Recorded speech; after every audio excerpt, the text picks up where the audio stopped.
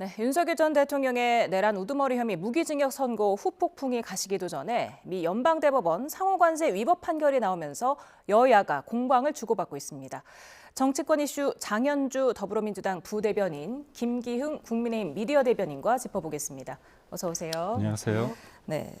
1, 2심에서 이미 위법 판결이 나왔는데 지금 미국 연방대법원에서 최종적으로 위법하다고 판결한 거 아니겠습니까? 어느 정도 예상은 됐던 거죠? 글쎄요, 일단 지난해 1심, 2심에서도 모두 무효다라는 판결이 있었기 때문에 대법원에서도 무효가 나올 것이다라는 예측들은 좀 있었던 것 같습니다. 다만 그 시기가 언제가 될 것인지에 대해서는 여러 분석들이 좀 엇갈렸던 것 같은데요. 사실상 이제 오늘 대법원에서 결국 상호관세에 대해서는 무효다라고 이제 위법하다라는 선고가 있었기 때문에 상호관세는 무효가 되었다라고 봐야 될 것 같습니다. 그렇다면 지금 상호관세 때문에 지금 대미와 관련해서 여러 가지 또 합의를 해왔던 글로벌 교역 국가들도 우리나라뿐만 아니라 모두 다 복잡한 셈법 속에서 지금 어떻게 국익을 위해서 가야 될지 복잡한 계산 속에 있지 않을까라는 생각은 드는데요. 특히 지금 상호 관세는 무효가 되었지만 그렇다고 하더라도 지금 트럼프 행정부의 이야기를 들어보면 상호 관세가 취소가 되었더라도 어떠한 방법을 통해서라도 이 관세를 그대로 관철하겠다라는 취지의 메시지를 내고 있습니다. 그렇기 때문에 이런 동향에 대해서도 우리가 잘 파악을 해야 될 것 같고 뿐만 아니라 지금 대법원에서 미국 대법원에서 지금 무효라고 한 부분은 상호 관세의 부분인 것이지 뭐 자동차나 철강과 같은 품목 관세는 그대로 있는 것이고 이것은 개별법인 이제 무역 확장법이나 이런 것에 근거하는 것이기 때문에 이 품목 관세는 또 그대로 유지가 됩니다. 그렇다고 한다면 우리로서는 일단 관련돼서 미국의 동향이나 그리고 앞으로 트럼프 행정부가 이 부분에 대해서 어떻게 관세 정책을 관철해 나가기 위한 시도를 할 것인지를 좀 더 살펴봐야 될 것 같고요. 특히 다른 나라들이 또 어떻게 대응하는지 이런 부분들도 좀 차분하게 살피면서 국익을 위한 방향 그리고 우리 국가 차원 그리고 우리 기업들의 또 이익을 위해서 어떤 방향이 가장 나을지에 대해서 차분하게 고민할 때가 아닌가라는 생각은 듭니다. 네. 지금 미국에서 우리나라에 부과한 상호관세가 지난해 11월부터 15%였는데 네. 지금 이게 무효가 된 거 아니겠습니까? 그러고서 지금 트럼프 대통령이 대체로 지금 10%로 관세를 부과하기로 했는데 그렇게 되면은 24일 0시 미국 시간으로 그 시간부터는 우리나라 관세가 10%로 줄어드는 건가요? 우선은 일단 그럴 수 있는데요. 미국이 갑이고요. 전 세계 국가 나라들이 이제 을입니다. 그래서 상호관세를 15%를 올렸고 우리나라는 뭔가 지금 상황이 안 좋기 때문에 25까지 올린 상황이지 않습니까? 우리가 표면적으로 봤을 때는 25%에서 상호관세가 무효가 됐기 때문에 0%가 되는 거 아니냐 그렇게 좋아할 일은 아닌 게 미국은 관세를 올리기 위한 여러 가지 방법이 있습니다. 지금 말했던 건 기존의 국제 비상경제 권한법 이 관련해서 그걸 근거로 상호 관세를 내린 건 대통령의 권한이 아니라는 거지만 예를 들어서 무역법 122조나 그리고 무역법 301조 같은 것을 통해서 관세를 할 수 있거든요. 그렇기 때문에 지금 트럼프 대통령이 관세를 이른바 관세 전쟁을 벌인 이유는 뭐냐면요. 첫 번째가 중국에 대한 견제 성격이 큽니다. 그렇다면 우리나라가 미국과의 관계 그리고 중국과의 관계 속에서 어떻게 잘 균형점을 찾느냐가 굉장히 중요할 것 같은데 최근에 어떤 일이 있었냐면요. 한미일 연합훈련을 거절을 했습니다. 그래서 주한미군과 미국, 그다음에 일본이 서해에서 훈련을 했거든요. 그런데 이거에 대해서 동참을 안 한 것뿐만이 아니라 그와 관련해서 미국과 중국과의 어떤 일종의 대치 국면이 있었는데 그걸 도리어 미국 측에 항의를 했다고 합니다. 그렇다면 미국 입장에서는 대한민국이 중국과의 관계 속에서 너무나 본인들과의 관계보다는 중국에 대해서 방점을 두고 있는 게 아닌가 그런 생각을 하고요. 관세라는 것은 그냥 관세에서 그치는 게 아니라 결국은 외교적인 측면이 같이 녹여 있습니다. 비관세적인 측면이 있기 때문에요. 과연 미국이 트럼프 정부가 이재명 정부에 대해서 친중적인 어떤 성격이 있다고 예전에 봤었는데 그 우려를 과연 불식시킬 수 있는지가 굉장히 중요한 포인트가 아닌가 싶습니다. 지금 트럼프 미 대통령이 우리 대미투자 특별법안 처리 지연을 이유로 다시 25%로 올리겠다라고 압박을 한 상황이었는데 그렇기 때문에 우리는 지금 3월 9일 이전 처리를 목표로 하고 있었거든요. 이런 상황이면 어떻게 해야 되는 겁니까? 일단 뭐 다들 아시겠지만 상호 관세를 낮추기 위해서 이 대비 협상 또 투자를 해왔던 것이고 그 부분에 대해서 또 협의를 해왔던 것들을 다 알고 계실 겁니다. 그런데 지금 상호 관세 자체가 위법 무효하다라고 한다면 우리나라를 포함해서 지금 글로벌 국가들 중에서도 지금 미국과 협의를 해놓고 또 투자 합의를 한 국가들이 많이 있습니다. 그 나라들이 과연 어떻게 해야 될지에 대해서 좀 복잡하게 계산을 할 수밖에 없는 상황이 되거든요. 사실상 불확실성이 굉장히 증가됐다라고 볼 수밖에 없을 것 같습니다. 사실은 미국 사법부에서 대법원에서 상호 관세가 위법 무효하다라고 했으면 원래대로라면 일반적인 상황이다라고 한다면 불확실성이 제거되고 관련된 관세가 그대로 무효가 되고 그동안 받은 관세를 환급하는 것 이것이 일반적인 절차다라고 볼 수 있을 텐데요. 지금 트럼프 행정부의 이야기를 들어보면 지금 무역법 122조를 근거로 해서 10%의 관세도 바로 부과하겠다라는 것이고 어떠한 방식을 이용해서든 대안을 마련하겠다라고 지금 메시지를 내고 있습니다.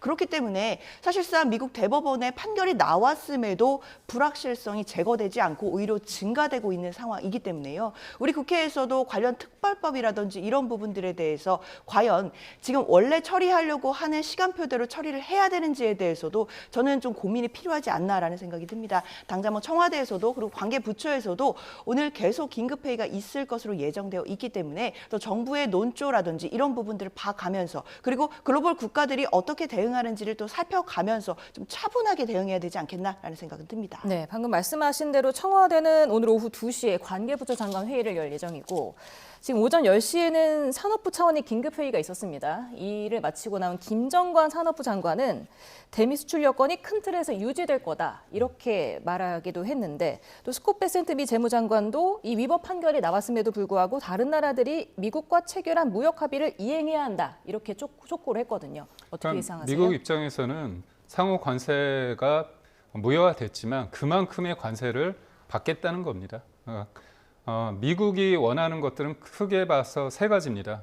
마가라고 하죠. 미국을 위대하게 만들기 위한 기본적인 게 제조업 국가로서의 어떤 일자리 창출이 굉장히 중요한데 관세라는 건 결국 미국 관세를 높임으로써 미국의 투자를 더 해달라는 겁니다. 거기에 공장을 지어서 일자리를 창출하라는 거고 또 하나는 법인세를 인하하는 거고 규제를 완화하는 건데요. 그러니까 트럼프는 명확합니다. 11월에 있을 중간 선거에 있어서 본인이 관세 관련해서 외국으로부터 관세를 많이 받겠다고 얘기했는데 그게 품목 관세든 아니면 상호 관세든 그거는 트럼프 입장한테는 중요한 거 아닙니다. 결국 얼마나 많은 돈을 이끌어내느냐가 가장 중요하기 때문에 미국 입장에서는 크게 바뀔 건 없다고 봐요. 어차피 그쪽이 갑의 위치에 있기 때문에. 다만 우리나라가 문제입니다.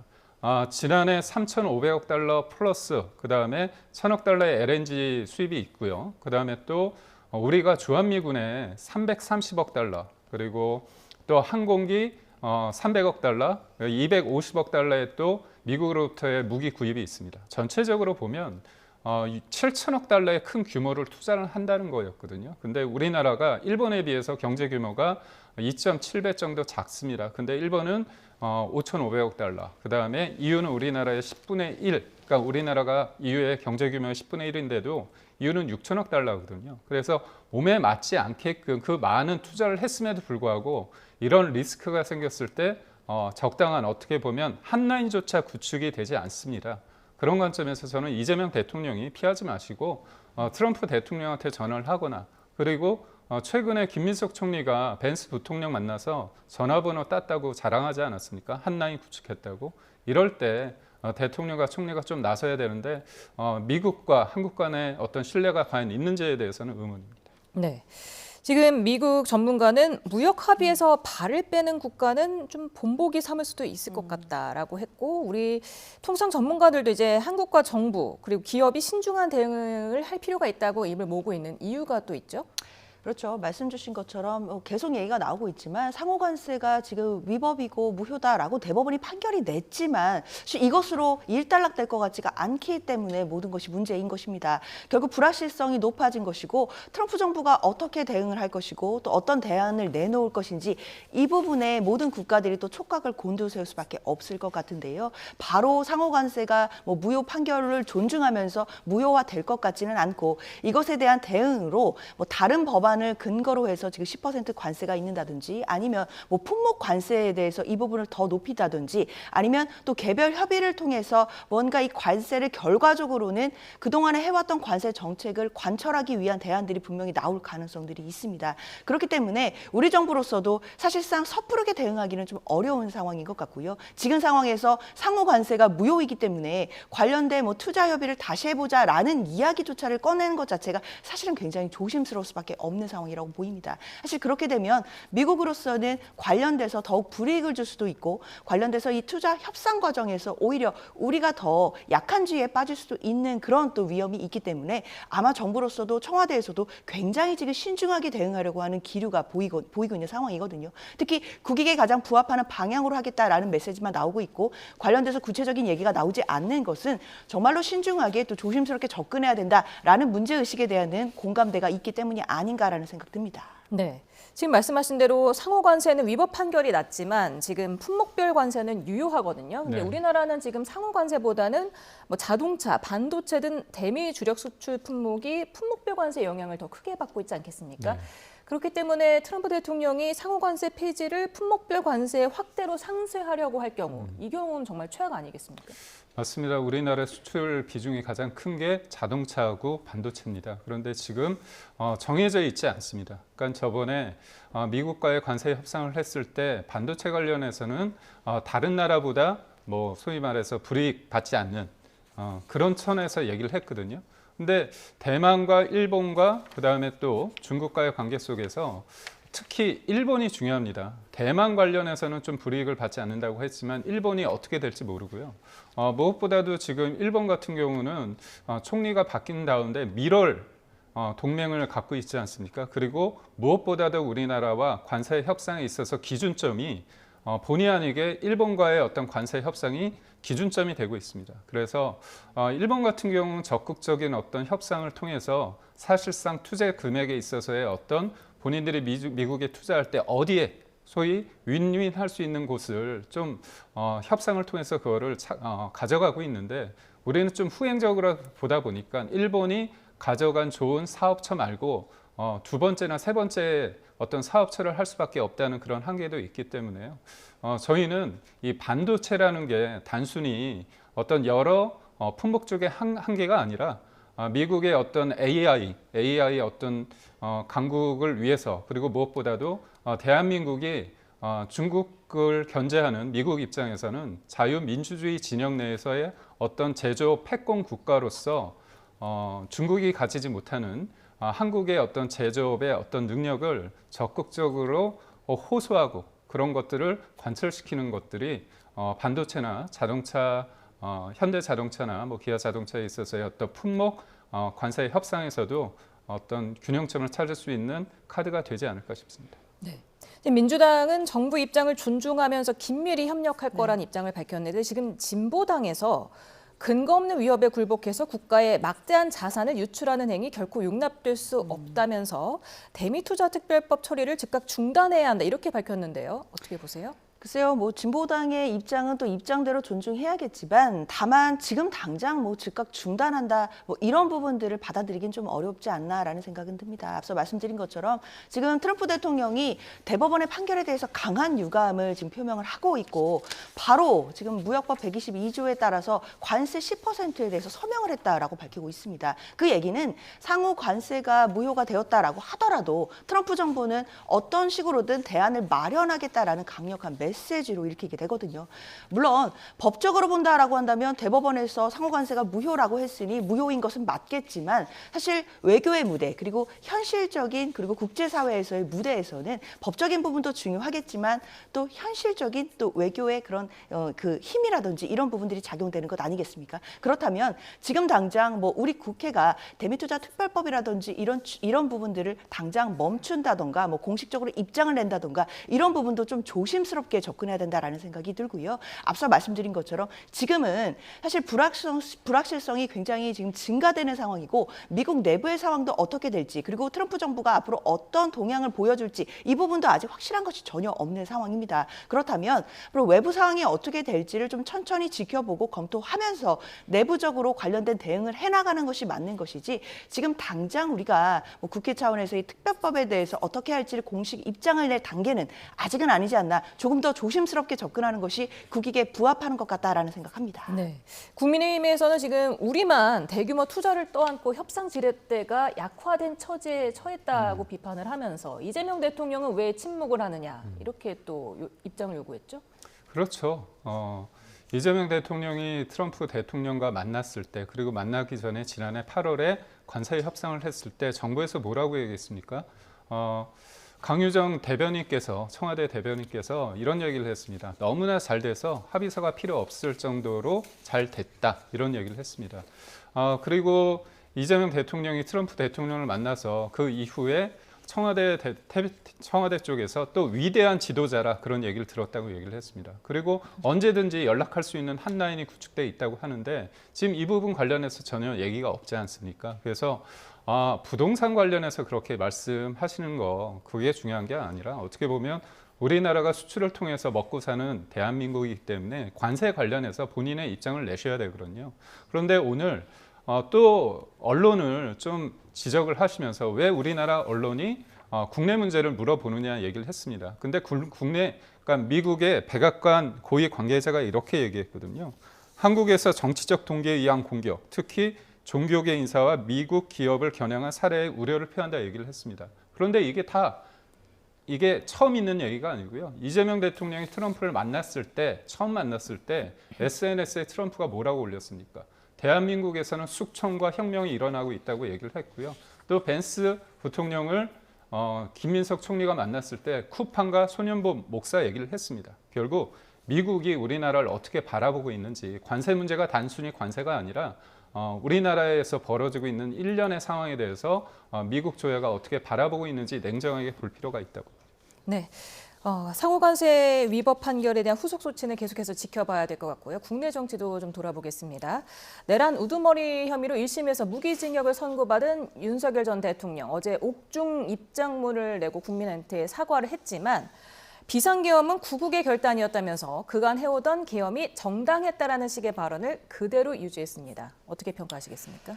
글쎄요, 저는 반성하고 있지 않다라는 생각을 했습니다. 뭐 국민들께 사과를 했다라고는 하지만 저 사과는 결국엔 반쪽짜리일 수밖에 없는 것이 결국 지금 재판부를 통해서 12상 불법 계엄이 내란이었다라는 점이 확인이 됐음에도 계속해서 이 부분을 구국의 결단이었다라는 궤변을 털어놓고 있는 점, 이것으로 봤을 때는 저건 국민들을 향한 진정한 사과로 보기는 어렵다라고 봐야 될 것 같습니다. 특히나 12상 불법 계엄 그리고 이 내란으로 인해서 국민들이 겪으신 그 고통에 대해서 아직까지 진정한 반성이 없는 것 아닌가라는 생각이 들 수밖에 없는 입장이었기 때문에요.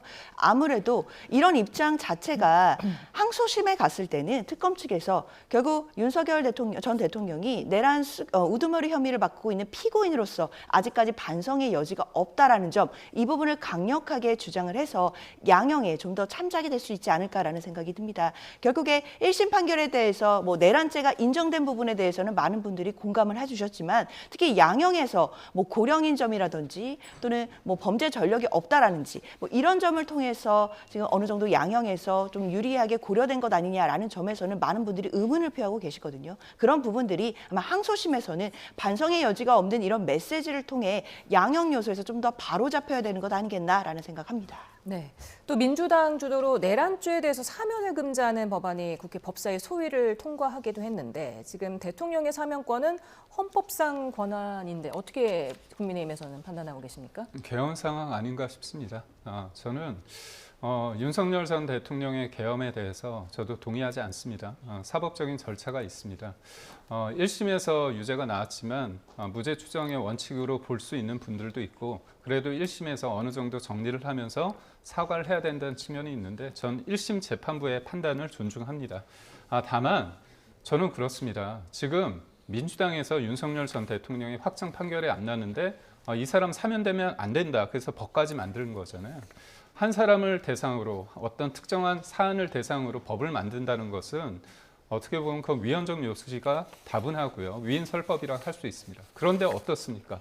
반대로 윤석열 전 대통령은 대통령이었다 파면됐다가 지금 형사 재판을 받고 있는데 이런 와중에 이재명 대통령은 어떻습니까? 재판이 중지됐는데요. 재판 중지를 넘어서 재판을 아예 삭제하겠다고 민주당 의원들 한 100여 명이 이거 관련해서 어떻게 하는지 전국을 돌면서요. 여론몰이를 한다고 합니다. 그러면 있던 죄 관련해서 기소돼서 재판을 받는데 재판 자체를 아예 삭제한다. 공소를 취소해야 된다는 건 없었던 일로 한다는 거 아닙니까? 이게 과연 법 앞에 평등한지. 윤석열 전 대통령은 일단 파면됐고요. 일단 법적인 재판을 받고 있습니다. 그렇다면 살아있는 권력에 대해서 이렇게 국민이 위임된 권력을 남용해도 되는 건지에 대해서 민주당이 반성해야 됩니다. 네. 이런 가운데 윤 전 대통령 1심 선고 이후에 침묵을 지켰던 국민의힘 장동혁 대표가 어제 입장을 내놨습니다. 무죄 추정의 원칙까지 언급하면서 절윤 요구에 사실상 선을 그은 모습이었는데요. 관련 발언 듣고 오겠습니다. 안타깝고 참담합니다. 국민의힘은 줄곧 계엄이 곧 내란은 아니라는 입장을 분명히 해왔습니다. 아직 1심 판결입니다.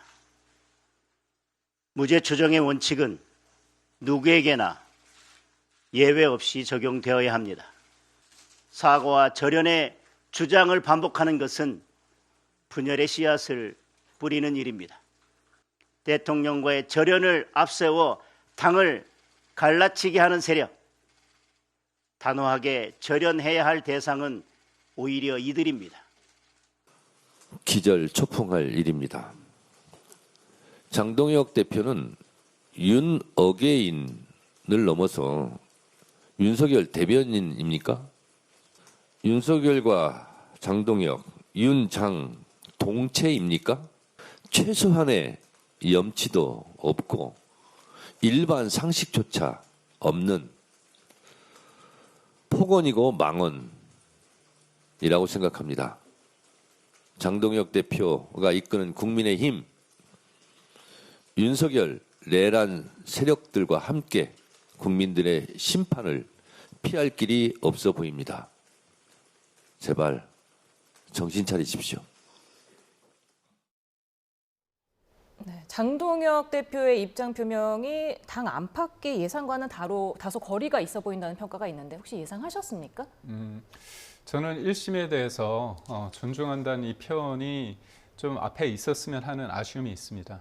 근데 장동혁 대표가 이른바 개헌과 탄핵에 대해서 입장은 여러 차례 밝혔습니다. 한 예로 당원들을 대상으로 한 충북도당 행사에서 나는 계엄에 대해서 계엄 해제 표결을 했다. 17명과 함께 했다. 그리고 본회의장에 90명이 못 들어왔지만 90명이 많이 들어왔다면 같은 선택을 했을 것이다. 이건 뭐죠? 계엄에 본인은 동의하지 않는다는 겁니다. 그리고 또 계엄은 잘못된 수단이라고 국민들 앞에서 얘기를 했습니다. 그렇다면 윤석열 전 대통령의 헌재 결정에 의해서 탄핵이 됐는데 파면됐는데 그것도 여러 가지 절차상 문제가 있지만 그럼에도 불구하고 이런 여러 가지 일련의 민주당이 30번 가까운 탄핵을 했는데 그거를 정치적으로 풀어야 된다는 게 옳다는 헌재 결정을 받아들였습니다. 그렇기 때문에 과거의 어떤 절연에 대해서 과연 못했느냐 안 했느냐 그걸 봤을 때 보는 사람에 따라서는 미흡하다. 하지만 했다. 그리고 그렇다면 앞으로 어떤 싸움을 벌여야 될 것인가 했을 때 제가 볼 때는 장동혁 대표 입장에서는 좀 후자에 방점을 둔 것 같습니다. 예를 들어서 어젯밤에 저도 좀 황당한 일을 겪었는데 지금 송영길 전 대표 관련해서 항소 포기했습니다. 근데 참 재밌는 게 똑같이 이정근 전 사무부총장의 휴대전화 녹취록인데요. 윤관석 전 의원 같은 경우는 거기에 돈 관련 내용이 녹취가 고스란히 돼 있어서 그게 대법원에서 증거로 채택이 돼서 유죄 확정 판결을 받았습니다. 그런데 재판부가 이번에 무죄를 내린 이유가 위법한 증거를 제시했기 때문에 그거에 대해서 문제가 있다는 거거든요. 근데 대법원에서 이미 그 녹취록에 대해서 인정을 했습니다. 심지어 검찰이 다른 사건 증거로 사용해도 된다는 그 당시에 이정근 전 사무부총장의 입장까지 닿습니다. 그리고 또 어떻습니까? 김용이란 분은 1, 2심에서 유죄를 받았는데도 불구하고 대통령의 측근이라는 이유로 전국을 돌며 순회 출판 기념회를 하고 있습니다. 거기 국회의장도 가고요, 당대표도 가고 있고 이런 상황이 벌어지고 있습니다. 그렇기 때문에 이런 상황에 대해서 과연 우리는 이런 문제점을 교정하고 수정하고 제동을 걸기 위해서 어떻게 해야 되느냐, 싸워야 된다. 그 방점이 있었던 것 같습니다. 네. 혹시 이에 대해서 뭐 보탤 말씀 있으신가요? 글쎄요, 장동혁 대표가 정말 마지막 남은 윤석열 전 대통령과의 절연할 수 있는 기회, 그리고 마지막 남은 출구를 저는 닫아버렸다라고 생각합니다. 오히려 이제는 뭐 국민들의 실망을 넘어서서 국민의힘 내부에서 저는 갈등이 이제부터 시작되지 않을까라는 생각이 드는데요. 일단 당장 국민의힘 내부에서도 쓴소리하는 분들이 나오기 시작했습니다. 장동혁 대표의 이 메시지를 듣고 도대체 지방선거를 어떻게 치러야 되는 것이냐, 또 국민들의 마음을 어떻게 얻어야 되는 것이냐, 이런 성토들이 나오기 시작하고 있고, 이 모습들은 저는 다음 주가 되면 목소리가 더 커질 수밖에 없다라고 생각이 듭니다. 사실 장동혁 대표가 그동안 이른바 친한계 의원들에 대해서 징계를 통한 징계 정치를 하고 있다라는 평가들도 있었는데, 그만큼 뺄셈의 정치를 하고 있다라는 평가를 받아왔습니다. 사실 지방선거를 앞두고 단합을 하고 통합을 해도 모자란데 계속해서 뺄셈의 정치를 하고 있다라는 우려가 있었음에도 그것이 당을 바로잡는 것이다라는 취지로 계속해서 그걸 진행해 왔었는데, 결국 정작 지금 끊어내야 하고 또 절연해야 되는 대상이 윤석열 전 대통령의 손은 그대로 잡고 가는 모습을 보면서 많은 국민들께서 참으로 의아하고 또 실망하셨다라는 생각이 저는 듭니다. 그렇기 때문에 당 내부에서도 아마 국민의힘 내부에서 아마 여러 가지 목소리가 분출할 것이고, 그런 모습들은 저는 심각한 갈등의 양상으로 아마 곧 폭발하지 않을까라는 생각은 듭니다. 네, 지금 법률권에서 이 장동혁 대표의 발언을 놓고 정당 해산 얘기까지 나오고 있는데, 정당 해산 신청할 가능성이 어느 정도 됩니까? 지금 당장 몇 %다 이렇게 단언하기는 어려울 겁니다. 다만 위헌정당 해산 심판에 대한 이야기는 사실 어제 오늘 갑자기 나온 이야기는 아닙니다. 사실 윤석열 전 대통령의 12.3 불법 계엄과 그 내란 행위 이후에 국민의힘이라는 정당이 보여줬던 모습들 속에서 과연 위헌정당이 아닌가라고 의심을 품으시는 국민들이 계셨던 것도 사실이고, 그렇기 때문에 민주당 입장에서는 사실상 위헌정당 해산에 대한 부분을 검토해야 된다라는 이야기가 지난해에도 있어 왔던 것이 사실입니다. 그런데 사실 장동혁 대표의 어제 저 충격적인 메시지는 사실상 윤석열 전 대통령을 옹호하는 것처럼 들리기도 했기 때문에 결국에는 윤장동체 아니냐라는 정청래 대표의 이야기까지 나왔습니다. 따라서 위헌정당 해산 심판에 대한 그런 검토나 논의 자체는 사실 범여권 안에서는 이제부터 다시 시작이 되지 않을까라는 생각이 들고, 이것이 당장 오늘 내일 청구가 된다라고 보기는 어렵겠지만, 분명한 것은 앞으로 장동혁 대표나 국민의힘의 입장에 따라서 관련된 논의가 가속이 붙을 가능성은 있어 보인다라는 생각 듭니다. 네, 이런 가운데 이정현 국민의힘 공관위원장이 공관위 첫 회의에 군복을 입고 등장을 했는데, 당내 반응은 어떻습니까? 군복에 큰 의미는 없습니다. 만약 군복이 문제라면 지금 대한민국을 지키고 있는 군인들이 나쁜 사람 아니잖아요. 계엄과 연관시켜 분들이 있는 것 같은데 과연 해석이고요. 지금 우리 공천이란 건 사실 메시지가 아니라 행동입니다. 이번에 이정현 공관위원장 같은 경우는 41년 동안 정치를 했습니다. 85년부터 정치를 하셨다고 하는데, 여러 가지 어떤 당내 어려움을 어떻게 관철시키는지 본인이 어떤 그런 위치에서, 또 어떨 때는 보면서 여러 가지 본인이 경험했던 면이 있을 거라고 봅니다.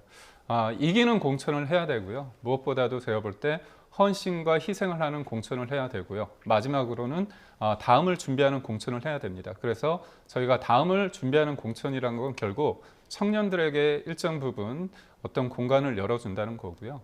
헌신과 희생이라는 측면이 가장 중요합니다. 우리가 지금 TK 지역의 많은 현역 의원분들이 지금 지방선거에 나오시려고 하는 부분이 있습니다. 그렇다면 그분들 입장에서는 어떻게 보면 국민들 보시기에는 본인이 누릴 거 다 누리고 거기 가는 거 아니냐, 그런 비판적인 어떤 시선이 있는 게 현실입니다. 그렇다면 거기서부터 본인의 기득권을 놓고 희생과 헌신하는 사람은 당연히 당이 존중해주고 그런 분들은 지켜야 되고요. 그러지 못할 때서는 과감한 어떤 공천 혁신이 있지 않을까, 그런 생각을 하고요. 그런 측면에서 이정현 공관위원장께서 그런 좀 강력한 의지를 표명하기 위해서 그런 옷을 입지 않았나, 그런 생각을 해봅니다. 네.